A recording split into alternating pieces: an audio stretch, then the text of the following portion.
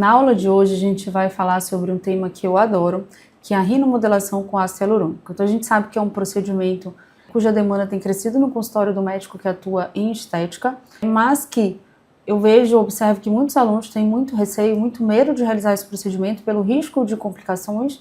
Então hoje a gente vai desmistificar esse procedimento e a gente vai conseguir, através do conhecimento de anatomia e de técnica, fazer boas escolhas mais seguras, em que a gente consiga trazer resultado minimizando os riscos do tratamento dessa região, mas que a gente sabe que também a gente consegue entregar resultados aí muito interessantes e satisfatórios para os pacientes, tá?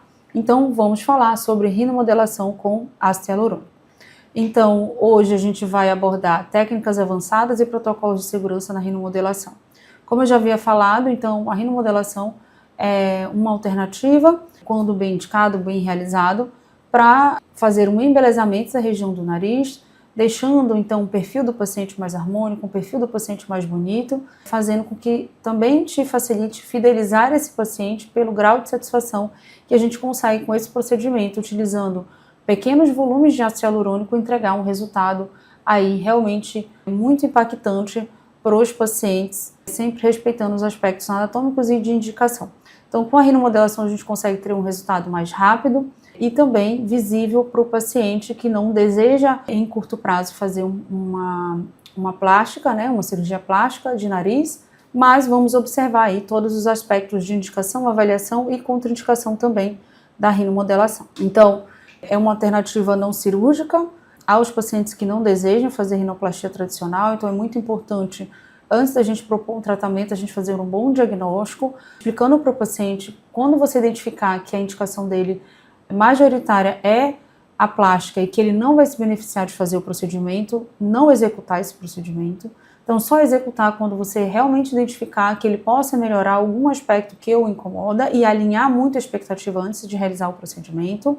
Outra vantagem, então, da rinomodelação para o nosso dia a dia como médico injetor, os resultados eles são mais imediatos, então às vezes gera um edema muito leve, mas a gente já consegue entregar aquele resultado visível para o paciente. Os pacientes costumam gostar bastante do resultado, principalmente se a gente consegue fazer, né, uma proporção, um embelezamento entre nariz, lábio e queixo.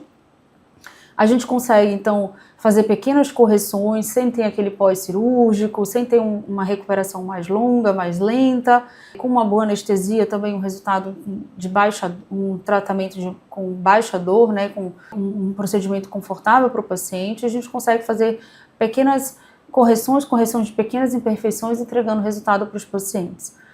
E a gente tem observado que, né, no mundo atual, na realidade atual de redes sociais, selfie, muita foto, muitos pacientes estão procurando melhorar também o nariz, também como uma demanda atual da sociedade para se sentir melhor, mais confiante também, pelo fato de hoje a gente ser mais frequente o registro, né, em rede social, em fotos, selfies, vídeos. Então a gente tem que estar atento à demanda do mercado e a gente precisa ser capaz de entregar esse resultado com segurança para os pacientes que realmente vão se beneficiar. Então vamos começar aqui falando um pouquinho sobre a anatomia básica do nariz. É importante e fundamental que a gente tenha conhecimento da anatomia antes de realizar qualquer procedimento. A região do nariz em especial, a gente sabe que é uma área delicada, uma área que tem uma vascularização ali muito importante, considerada então uma região de risco para procedimentos injetáveis, mas que quando a gente compreende esses riscos, a gente consegue escolher técnicas aí mais seguras e o paciente ideal para realizar o procedimento. Então a gente vai ter toda a parte de estrutura óssea, a estrutura cartilaginosa e a parte de tecidos moles que vão compor toda a estrutura do nariz. Então a parte da estrutura óssea é formada pelos ossos nasais e processo frontal da maxila, constituindo então a base estrutural rígida que vai dar suporte ao arcabouço nasal superior e define todo o terço superior do nariz. A estrutura cartilaginosa então inclui a cartilagem septal nasal, as cartilagens laterais, alares mediais e laterais, as cartilagens acessórias que proporcionam flexibilidade estrutural e definem a forma dos terços médios e inferior do nariz. A parte de tecidos moles compreende então a pele de espessura variável. A gente sabe que o paciente de pele mais fina ele vai tender a se beneficiar mais porque Eu explico até isso para os pacientes de pele mais fina, tudo aquilo que você coloca, né, embaixo, no caso do ácido hialurônico, você vai conseguir visualizar de uma melhor forma se a cobertura for mais fina, se a pele for mais fina. Então, aqueles pacientes de ponta muito bulbosa, né, mais redondinha, de pele muito grossa, a gente vai ter um resultado um pouco mais limitado. Além disso, dentro dos tecidos moles, a gente vai ter, então, a pele, os músculos, que também são bem delgados nessa região, e o tecido subcutâneo, que também é bastante fino na região do nariz, que vão determinar, então, a aparência final, né, a parte final volumétrica do nariz e a mobilidade da dinâmica nasal. E a gente sabe também que ocorre um processo de envelhecimento natural também do nariz, dentro do processo de envelhecimento, e que isso vai gerar impacto e aumento de queixa dos pacientes em relação ao nariz. Então, muitas vezes eles vão se queixar que o nariz está caindo, que antes o nariz era mais arrebitado, mais empinado, e que agora ele está mais caído, que quando sorri a ponta cai mais, que o dorso se tornou mais evidenciado, provavelmente por causa da queda ali da ponta nasal. E então tudo isso por causa da reabsorção óssea, a reabsorção também do subcutâneo, frouxidão dos ligamentos, e isso tudo a gente consegue, em alguns pacientes, melhorar esse aspecto de suporte e trazer um embelezamento para o nariz. Como eu já havia falado, a anatomia da região nasal é complexa, envolve então áreas de risco, principalmente em relação à vascularização, que a gente vai falar a seguir, e é importante a gente compreender então toda a anatomia dessa região. Falando um pouco mais sobre a estrutura óssea, então a gente sabe que a parte da arquitetura óssea nasal forma essa estrutura sólida que vai sustentar todo o complexo nasal e são importantes para o perfil facial, né? Então a gente vai falar sobre a divisão da parte da estrutura óssea. Então a gente vai ter a raiz nasal, o dorso ósseo e a espinha nasal anterior. A raiz nasal, ela é composta, então, ela está presente ali na transição entre a testa e o nariz, é formada pela junção dos ossos nasais e o processo frontal da maxila. Essa aula é crucial para a gente conseguir delimitar o perfil facial. Então, agora vamos falar sobre o dorso ósseo. Então, o dorso ósseo é a continuidade das estruturas dos ossos nasais e forma o terço superior do dorso nasal. Essa região oferece, então, suporte, né, para os preenchimentos justaperiosteais, sendo uma das áreas mais considerada, não vou dizer mais seguras, mas menos arriscadas, vamos dizer assim, para se realizar preenchimento. Porque habitualmente a vascularização dessa região do dorso, ela costuma ser lateral ao dorso. Então, a gente considera que aplicações justaperiosteais, ou seja, profundas no dorso nasal, elas costumam ser mais seguras do que a aplicação na região lateral. Por isso que é importante a gente compreender toda a estrutura óssea do dorso nasal.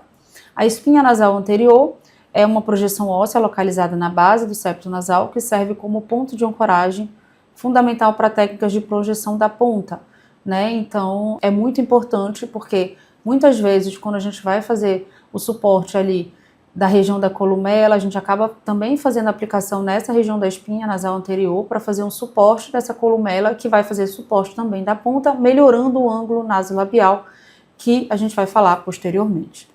Então, como eu já havia falado, as injeções supraperiosteais ou justaperiosteais no dorso nasal tendem a ser consideradas mais seguras porque uma presença menor da vascularização nessa região do dorso, porque normalmente as artérias elas se posicionam, a artéria dorsal nasal se posiciona mais lateral ao dorso, né? Apesar que a gente sabe que existem variações anatômicas, que existem também comunicação, né, e anastomose entre essas artérias, e essas anastomoses elas podem, né, transpassar ali o dorso nasal.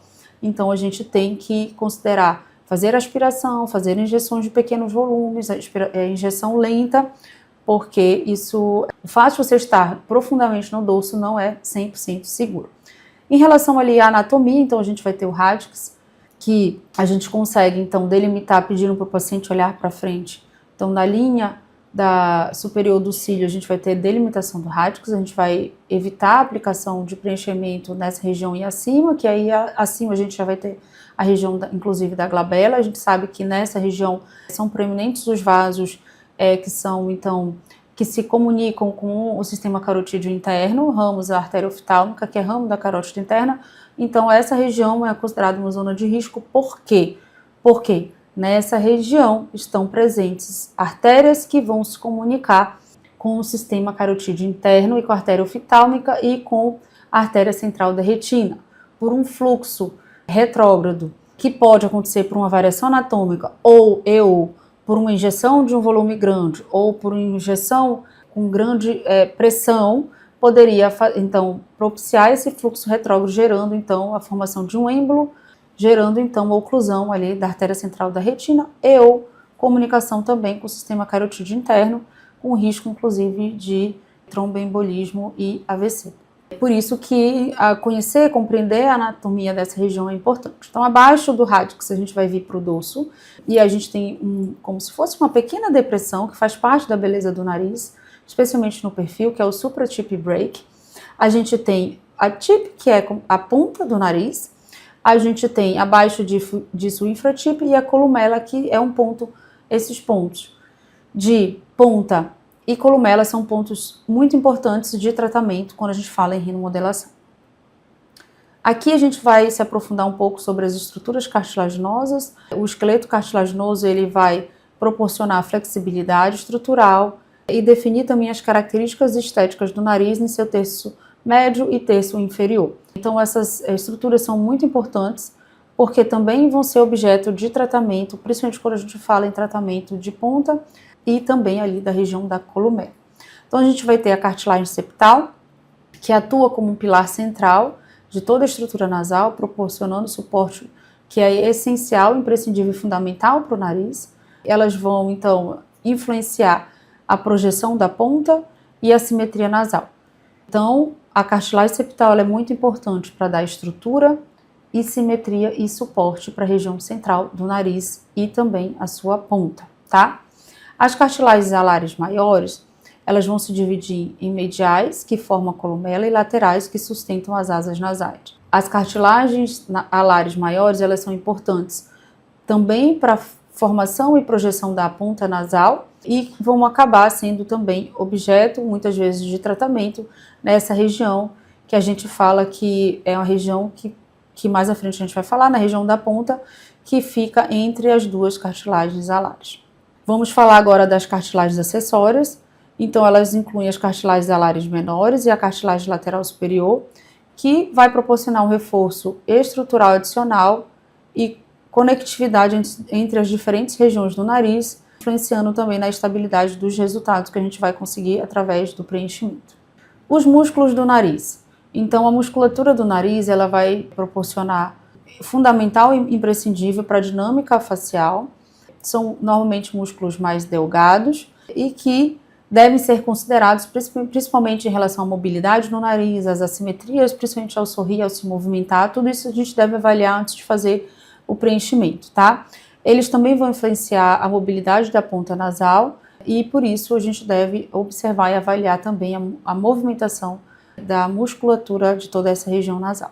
Então ali no desenho a gente tem um detalhe.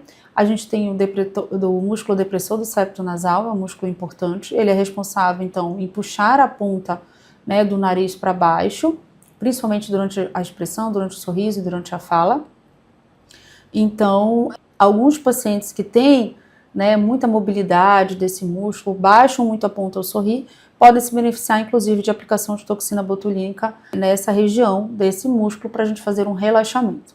Além disso, a gente vai acabar fazendo tratamento também dessa região da columela e da região da ponta para fazer um suporte para essa região, evitando assim que esse músculo puxe com tanta facilidade a ponta do nariz para baixo. A gente vai ter também o músculo elevador do lábio superior em sua porção alar, em sua porção nasal. Então ele vai atuar elevando a asa nasal e o lábio superior simultaneamente. E muitas vezes a ação desse músculo faz com que o paciente abra um pouco a narina e piorando o aspecto de descida da ponta. Então, quando a gente vai fazer a avaliação do paciente para rinomodelação, a gente vai avaliar o paciente de forma estática, de frente a 45 graus no perfil, em repouso e em movimento. Isso é muito importante, inclusive quando a gente vai fazer o registro fotográfico do paciente, tá? Algumas vezes eu faço até vídeo para observar bem a mobilidade do paciente e também fazer um registro de acompanhamento de antes e depois, tá? Alguns pacientes podem se beneficiar, inclusive também de tratamento da toxina botulínica, quando eles abrem, expandem muito a asa nasal, e isso incomoda o paciente, a gente também pode fazer aplicação de toxina botulínica nessa região. O músculo nasal é dividido em duas porções, a transversa, que comprime as narinas, e a alar. Esse músculo influencia, então, a função respiratória e a aparência das asas nasais, de acordo com a expressão facial do paciente. O prócero, que é responsável pelas rugas horizontais da região da glabela, e essa região também pode influenciar a aparência do nariz e afetar os resultados dos preenchimentos nessa região. Por ser uma região que a gente sabe que tem os vasos ali, a artéria supratroclear, que é ramo da carótida interna, ramo direto da oftálmica, também é uma região considerada de alto risco para a realização de preenchimento, tá? Então, a atividade muscular deve ser sempre avaliada durante a consulta, porque pode influenciar os resultados de rinomodelação, como em relação à simetria, em relação à abertura da asa nasal e à queda da ponta do nariz.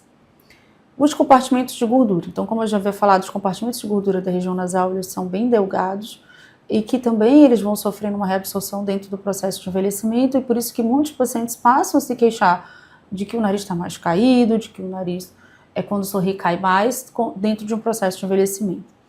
Então, a distribuição da gordura facial segue padrões anatômicos específicos, organizados em compartimentos distintos, separados por septos fibrosos. Essa organização tridimensional é fundamental para compreender o envelhecimento facial e otimizar os resultados da rinomodelação. Então, vamos falar sobre os compartimentos de gordura, o compartimento superficial e profundo. A gordura facial, ela se organiza em dois níveis distintos: superficial, imediatamente abaixo da pele, e profundo, localizado entre as estruturas ósseas e musculares. Os dois subcutâneos, eles são muito finos, então, quando a gente observa pelo exame de ultrassom, a gente consegue ver que, na verdade, as camadas do nariz, assim como da região temporal, elas são muito próximas, muito finas e muito delgadas, né, e muito próximas uma da outra. Então, é muito difícil, sem a utilização de um exame de ultrassom, mesmo com ultrassom também é difícil, somente utilizando, né, agulha ou cânula, você conseguir ter certeza do plano de aplicação que você está. Então, muitos artigos têm mostrado que quando às vezes a gente faz a injeção, por exemplo, com agulha justaperiosteal, na verdade você acaba depositando o produto na camada muscular, porque é tudo muito próximo e é tudo muito aderido. Então, você conseguir fazer essa separação de estar no justaperiosteal ou no intramuscular é muito complicado nessas regiões anatômicas muito finas, tá? Mas a gente precisa ter uma compreensão, né, da anatomia esperada para cada região dessa. Então, essa separação, né, é mantida por septos fibrosos resistentes que determinam padrões específicos de envelhecimento, como eu já havia falado. O compartimento da gordura do dorso é caracterizado por espessura reduzida, né, desse tecido subcutâneo, o que aumenta o risco de irregularidades visíveis após o preenchimento.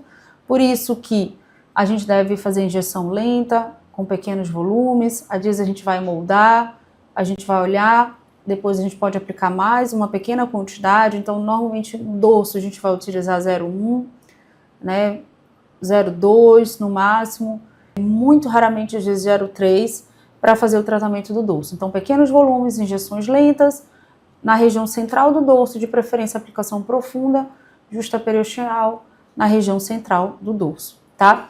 Então, aplica um pouco, molda, observa e vai avaliando ali a região. Normalmente, a gente acaba utilizando na região do nariz produtos de alto G-prime.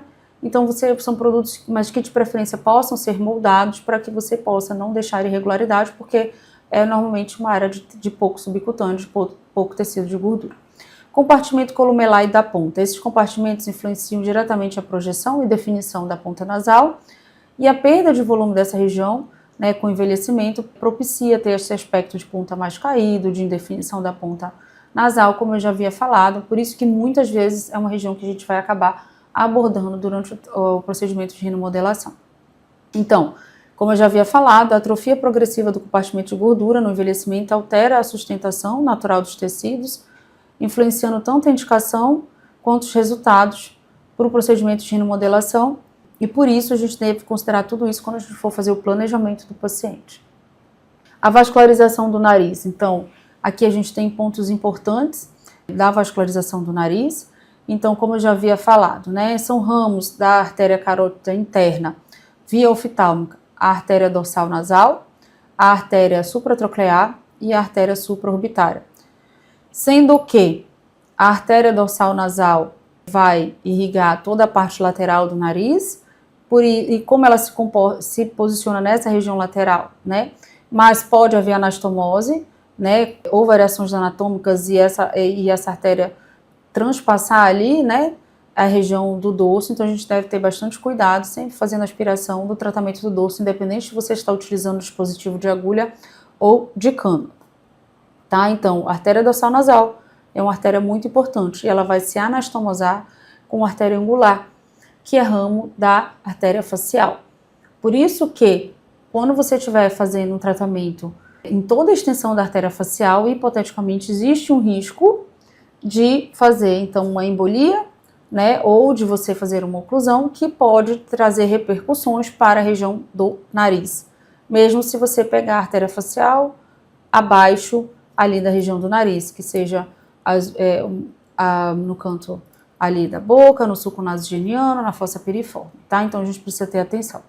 As artérias que são ramos da artéria carótida externa via artéria facial são a artéria angular, a artéria columelar e a artéria nasal lateral. Existem diversas variações anatômicas, principalmente da forma como a artéria facial vai gerar ramos para a artéria labial e também para a artéria angular, então, e para a artéria columelar. Mas a gente deve ter a compreensão, então, que são ramos da artéria facial, que é ramo da artéria carótida externa, tá?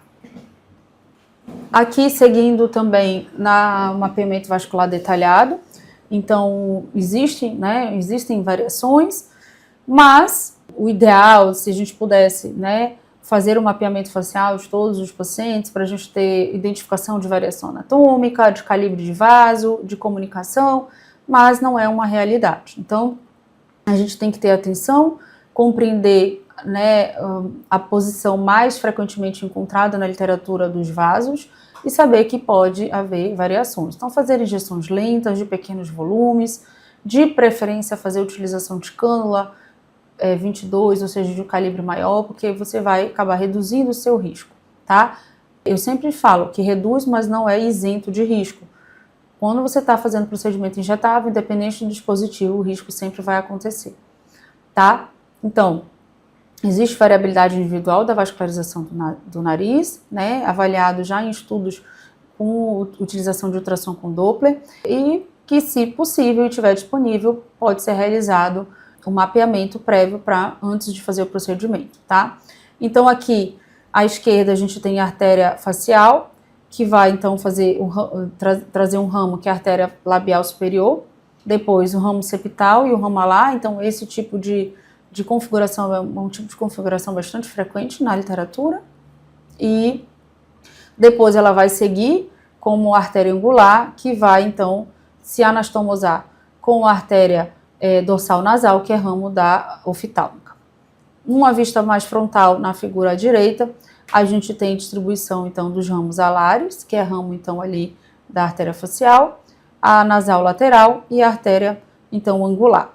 Observar, né, a vascularização de toda essa região, por isso que muitas vezes, quando a gente observa algum evento vascular agudo em fossa piriforme, existe uma repercussão para o nariz. Em alguns casos, já na literatura, de pacientes que, ocluindo a fossa piriforme, ali, a artéria angular, pode haver uma repercussão de dano tecidual em toda a região lateral do nariz, asa do nariz, inclusive, em alguns casos, até indo até a região da glabela e região frontal. Então, irrigação da base nasal, a artéria facial vai emitir ramos específicos para essa região, incluindo os ramos septal e alar, que estabelecem a anastomose com a circulação nasal dorsal proveniente da artéria oftálmica. Então, por isso, existe um risco de que, em comunicação com a artéria oftálmica, fazendo um fluxo retrógrado, poderia haver uma oclusão, uma amaurose, uma oclusão da artéria central da retina, gerando uma amaurose cegueira. Conexões vasculares. Então, as conexões entre os ramos da facial oftálmica criam uma rede vascular complexa, embora garanta irrigação abundante, aumenta significativamente o risco de complicações vasculares durante injeções. Variabilidade anatômica. Estudos demonstram considerável variabilidade individual da distribuição vascular, justificando o uso rotineiro de ultrassom para o mapeamento pré-procedimento em áreas de alto risco. Seria interessante se, todos nós pudéssemos ter a disponibilidade de fazer o mapeamento. O que eu sugiro no dia a dia, ou você vai contraindicar, ou se o paciente, principalmente pacientes de alto risco, que já tiveram algum trauma na região do nariz, ou pacientes que já fizeram cirurgia, rinoplastia prévia, ou você pode contraindicar, ou você pode pedir um mapeamento prévio, né, para fazer ali a identificação dos planos anatômicos, ou fazer um procedimento guiado por ultrassom com auxílio de um ultrassonografista. Então, aqui falando um pouquinho mais sobre as anastomoses vasculares críticas, mais um exemplo ali na direita, né, da artéria facial, artéria angular, artéria labial superior, com seus ramos septais, e a conexão angular dorsal, mostrando a artéria nasal dorsal, a veia nasal dorsal e a veia supratroclear, que forma essa densa vascularização. Então, a gente sabe também que as veias vão se comunicar também com o seio cavernoso, que em eventos vasculares nessa região poderiam ter uma repercussão também no sistema nervoso central, inclusive com o risco de AVC. Então, essa é uma região de risco, tanto no aspecto da vascularização arterial quanto da vascularização venosa. A embolização acidental de material de preenchimento através dessa anastomose pode resultar em complicações graves, como cegueira súbita, necrose tecidual extensa ou mesmo acidentes vasculares cerebrais. O reconhecimento imediato dos sinais de oclusão e tratamento emergencial são fundamentais. Então, a anastomose angular dorsal, que propicia, né, a comunicação direta entre o sistema da carótida externa e interna, na região do canto interno do olho, representa então uma zona de altíssimo risco para complicações oculares. Por isso que a gente, de forma geral, contraindica a realização de preenchimento de glabela. Ou preenchimento de nariz muito alto ali no dorso, passando ali do radix, tá? Comunicação facial infraorbital. Ramos da artéria facial conexam com ramos infraorbitários da maxilar, criando vias alternativas de circulação que podem conduzir material embólico. E a rede columelar septal. O sistema vascular da columela comunica-se extensivamente com a irrigação septal, influenciando diretamente nos resultados e riscos de técnicas de projeção de ponto. Então, vocês vão observar que quando a gente faz o tratamento do preenchimento, existe uma ordem sugerida. Então, a gente vai normalmente começar com o suporte na região da columela e da espinha, para fazer, então, melhorar e fazer o suporte do ângulo nasolabial. Depois, a gente vai fazer o tratamento da ponta. Depois, a gente vai avaliar o tratamento do dorso. E pela sua proximidade, né, com a porção ali da região glabelar, acaba sendo uma zona de maior risco. E, em alguns casos, a gente pode fazer o tratamento também da fossa piriforme para ajudar a reduzir um pouco da abertura da asa do nariz, melhorando também o aspecto total do embelezamento do nariz. Em relação à inervação, então, o sistema nervoso nasal compreende componentes sensitivos e motores essenciais para a função e sensibilidade. O conhecimento da inervação é fundamental para técnicas anestésicas adequadas e preservação funcional. De forma geral, para os pacientes muito sensíveis, eu faço um bloqueio anestésico, entrando ali pela fossa piriforme, que a gente consegue pegar ramos ali do nervo infraorbitário, que muitas vezes acaba anestesiando uma parte da asa do nariz e às vezes pegando um pouco da ponta. Mas, de forma geral, eu acabo fazendo um pertuito, né, um botão anestésico ali na columela, e por ali eu faço pertuito, faço injeções lentas, né, deslizo a cânula muito suavemente pelo tecido para reduzir o desconforto do paciente, e costuma ser um procedimento bem tolerado. Então, voltando a falar da inervação sensitiva do nariz. Então, a inervação sensitiva, ela é realizada pelo ramo oftálmico do trigêmeo. A inervação sensitiva também é realizada pelo ramo maxilar do trigêmeo. Então, o ramo oftálmico ele vai ser responsável pela sensibilidade do terço superior nasal e região da glabela. O ramo maxilar do trigêmeo vai ser responsável pela sensibilidade do terço médio inferior do nariz. E a inervação motora é determinada pelo nervo facial, que vai, então, ser responsável pela mímica dos músculos próceros e nasal, depressor do septo nasal e elevador do lábio superior e da asa nasal. Então, vai controlar a musculatura da mímica da facial e expressão facial da região central da face. Como eu já havia falado, como tem mais de um nervo que vai ser responsável pela sensibilidade dessa região, o bloqueio ele pode ajudar, mas ele não, às vezes não vai conseguir pegar toda a extensão do nariz, então pode ser feito tanto o bloqueio do infraorbitário quanto do infratroclear, mas de forma geral eu acabo bloqueando ali na fossa piriforme, ou fazendo somente um botão anestésico.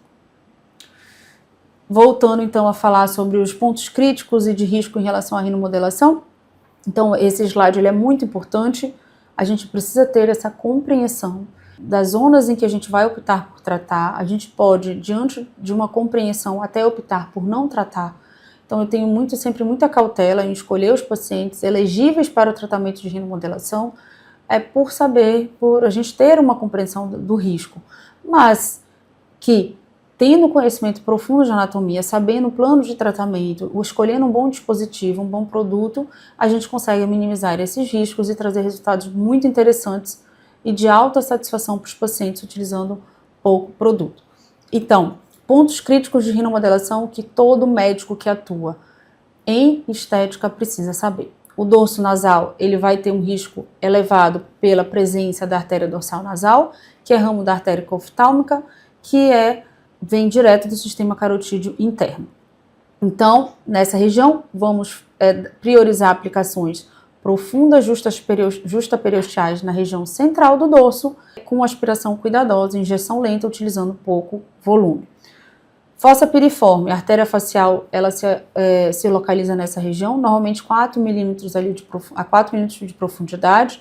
Também é uma área de risco, muitos médicos utilizam agulha para fazer injeção nessa região, então a gente sabe que quando você vai fazer aquela aspiração, você pode acabar movimentando aquela agulha de lugar, então tomar bastante cuidado com a utilização de agulha na fossa piriforme. Eu faço a aplicação nessa região utilizando cânula, porque, a meu ver, é um dispositivo que eu tenho um pouco mais de controle, não é isento de risco, veja, mas é um dispositivo que eu tenho um pouco mais de controle da posição em que eu me encontro depois de fazer a aspiração. E eu observo que, com a agulha, mesmo em mãos experientes, quando você aspira e você vai reposicionar para injetar, você acaba mexendo ali a agulha de lugar e podendo propiciar ali ou uma compressão ou uma aplicação intravascular. Além disso, quando você faz a aplicação profunda, você acaba fazendo bolos e utilizando uma quantidade maior de produto, isso pode propiciar também uma compressão externa ali daquele vaso, tá? Então, a fossa piriforme também é considerada uma zona de risco de oclusão e que pode gerar repercussões também de gerar isquemia no nariz e também, em último caso, comunicação com a dorsal nasal através da artéria angular. Outra zona de risco é a região da glabela. Então, por que é considerada região de risco a região da glabela? Por causa da presença da artéria supratroclear, que é ramo da artéria oftálmica e que é ramo direto da artéria carótida interna. Então, pelos riscos já falados, é uma zona que a gente vai evitar a realização de preenchimento, independente do dispositivo que vai ser utilizado. Columela, a região da columela. Então, a artéria columelar tem uma proximidade muito grande com a artéria septal. São artérias normalmente de fino calibre que podem, às vezes, sofrer uma compressão, gerando repercussão ali, mesmo utilizando pouco volume, uma área de menor distensibilidade, isso também deve ser considerado no momento da aplicação.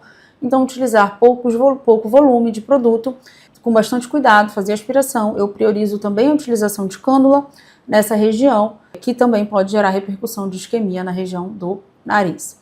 A asa nasal apresenta uma irrigação densa pela artéria angular e a gente deve tomar bastante cuidado no tratamento ali de toda essa região, especialmente da asa nasal. Nos casos de oclusão na fossa piriforme, pode gerar uma repercussão muito importante para a região ali da asa nasal, tá? Não recomendo a realização de preenchimento com ácido hialurônico diretamente na região nasal. É uma região que tem um subcutâneo muito delgado, pouca distensibilidade, então o risco de fazer uma compressão desses vasos é muito grande. Então, não recomendo realizar preenchimento na asa nasal, especialmente se o paciente tiver procedimento prévio, como cirurgia, o risco de ter fibrose, de ter uma modificação da arquitetura dessa região é muito grande. Tomar bastante cuidado, não recomendo realizar preenchimento na asa nasal e também tomar bastante cuidado com o preenchimento realizado na fossa canina, pelo risco de repercussão na asa nasal. Como eu já havia falado, resumindo, todas essas regiões requerem conhecimento anatômico detalhado, técnica refinada e disponibilidade imediata de hialuronidase em grande quantidade para o manejo de qualquer complicação vascular. Princípios gerais de segurança, seguindo então o que eu já havia falado, alguns pontos importantes que a gente deve se ater. Então, a rinomodelação baseia-se em princípios fundamentais que devem ser rigorosos, né? E a gente deve observar em todos os procedimentos. Então, assim, às vezes, se você estiver muito cansado, for final do dia, você já fez muitos procedimentos, remarque aquele procedimento de rinomodelação. Marque o paciente para um primeiro horário, em outra data. Se o paciente for viajar, tiver alguma viagem que você não possa ter acesso a esse paciente no dia seguinte. Então, às vezes, se o paciente tiver cirurgia prévia ou já tiver feito algum procedimento prévio, então tenha mais atenção, faça com cuidado, escolha o momento mais adequado. É um procedimento eletivo para que o paciente não esteja sob um risco aumentado de alguma intercorrência, tá? Então, ter bastante coerência e cautela ao realizar esse procedimento. Então, alguns princípios: seleção do produto. Então, normalmente a gente vai utilizar produtos com alto G', que tem um poder de elevação e sustentação do tecido, mas que também não sejam muito modificados por pressão ou por força, para que ele possa realmente mimetizar o suporte ali de um osso ou de uma cartilagem mais firme. Esse tipo de produto é o produto que a gente vai escolher. De forma geral, para nariz eu acabo utilizando produtos de alto G' como o Lift, da Galderma, pode ser utilizado o Voluma da Allergan, pode ser utilizado da Renova ou o Lift ou o Lift Plus. Técnica de injeção. Então, a gente vai utilizar de forma geral pequenos volumes, então microdepósitos, né? 0,05, 0,1 de produto por ponto de injeção. Depois você tira o dispositivo, cânula ou agulha, dependendo do que você escolher.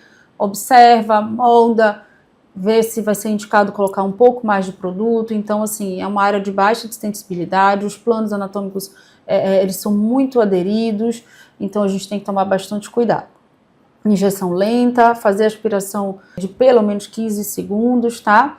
Então, os planos principais de aplicação serão supraperiosteal, principalmente no dorso e no radix, e subcutâneo profundo na ponta e columela, são considerados os pontos mais profundos. A gente vai priorizar o uso de cânulas, principalmente a cânula 22G. Quando a gente vai utilizar cânulas 25 ou 27, são cânulas mais finas, eu não recomendo, então tem um pequeno erro aí no slide, mas observe o que eu estou falando. Então a gente vai priorizar tratamento de nariz cânula 22. Algumas pessoas usam a cânula 23, mas você aumenta um pouco o seu risco, então fazer injeção lenta utilizando cânula 22, tá? E quando optar por agulha, normalmente se utiliza a agulha que vem no dispositivo ali da seringa, tá? Habitualmente as agulhas serão utilizadas para planos justaperiosteais, mas sempre fazer aspiração e tentar mexer o mínimo possível quando você for injetar. Manobras de segurança. Então você sempre fazer aspiração prévia, mesmo não sendo 100% seguro, mesmo com aspiração negativa, mas sempre prolongar um pouco, principalmente quando você estiver nessas regiões de risco. Então às vezes esperar 20 segundos, tá? Mais do que 15. Injetar lentamente, observar o tecido, ver se não vai ter um branqueamento, ver se o paciente não está sentindo muita dor, tá? Se possível, realizar ou com mapeamento prévio ou guiado por ultrassom e ter sempre a hialuronidase disponível para caso aconteça alguma intercorrência, tá?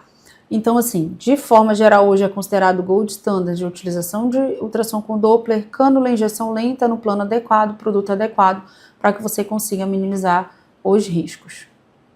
Técnica de injeção. Então, a gente pode ter duas possibilidades: a utilização de cânula ou agulha, como eu já havia falado. Isso tudo vai ser muito dependente da escolha do profissional injetor, daquilo que ele se sente mais seguro, daquilo que ele compreende como mais seguro também para o seu paciente, também da curva ali de aprendizado em relação a cada um desses dispositivos. Então, eu costumo falar para os alunos que às vezes não consideram como tendo certo e errado. Eu opto por fazer tratamento de nariz 99% do tempo, 99% dos pacientes com cânula 22G.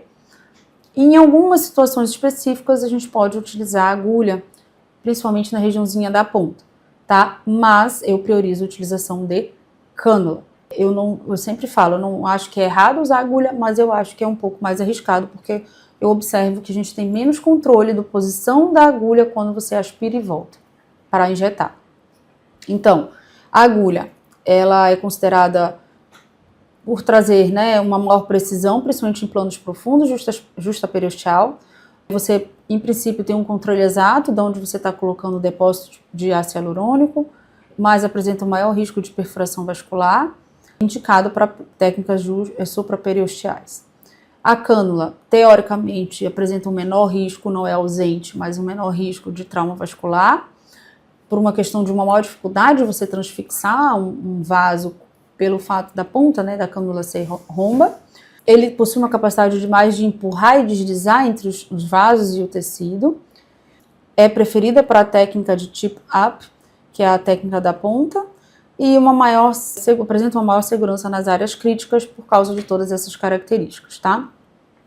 Plano de aplicação seguro. Então, supraperiosteal no dorso e radix oferece um suporte estrutural com uma menor densidade vascular. Então, você vai sentir ali a agulha encostar no osso, você vai aspirar e depois você vai agitar lentamente, caso você esteja com agulha. O subcutâneo profundo para a ponta e columela permite modelar, né, moldar melhor o produto, respeitando a vascularização superficial. O controle volumétrico, né, então aplicar uma pequena quantidade de produto, 0,05, 0,1, sem risco de sobrecorreção, né, e reduzindo o risco de complicações vasculares, fazendo pequenas quantidades, observando, aplica mais um pouco, não fazer aquela injeção de grande volume de uma vez só, fazendo muita força de extrusão, porque isso tudo pode aumentar o risco de complicação. Protocolo de aspiração, então tanto com cânula quanto agulha, eu recomendo fazer aspiração, não é completamente confiável, mas é algo que pode nos trazer ali uma informação. Pelo menos 15 segundos, mas eu recomendo para a região de nariz temporal fazer uma aspiração de pelo menos 20 segundos. Então a técnica de tip-up é uma técnica para tratamento da ponta nasal, mas que a gente vai tratar 3 regiões específicas, essa técnica mostrando a técnica de aplicação com agulha, lembrando que eu priorizo o tratamento da região do nariz com a utilização exclusiva de cânula, mas que eu vou falar aqui e mostrar para vocês também como é realizado essa técnica com agulha. Então, o primeiro ponto de aplicação vai ser a espinha nasal anterior, que é um ponto de ancoragem para a base, né, do septo, que faz o suporte de toda essa região. Então, você vai entrar a 90 graus, você vai aspirar. É um plano de aplicação supraperiosteal, você vai injetar de 0,05 a 0,1. Observa, olha, vê se você precisa melhorar um pouco mais o ângulo nasolabial e você pode entrar novamente, fazer mais um pouco de volume de produto, tá? Então é muito importante fazer o suporte dessa região da espinha nasal e também da columela para fazer então o suporte da ponta, melhorando o ângulo nasolabial.